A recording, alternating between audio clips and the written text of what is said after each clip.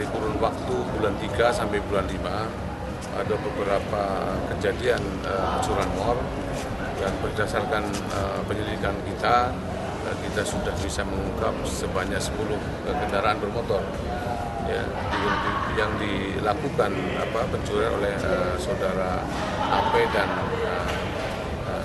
SM. Mereka melakukan pencurian di wilayah hukum Polres Banda Aceh dengan cara menggunakan kunci T. Ya.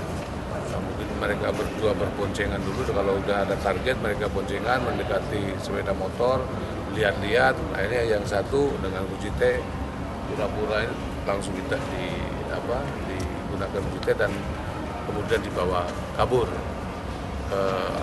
Yang bersangkutan berdua ini bukan orang Banda Aceh.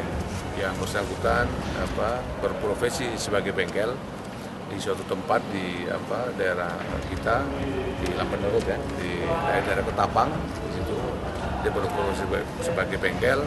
Kemudian mereka melakukan aksi selama dari bulan 3 sampai bulan 5 dan ditangkap di bulan 5 ini di Binjai. Dan yang bersangkutan berdua ini juga orang-orang dari Binjai. Jadi mereka di sini pekerja bengkel.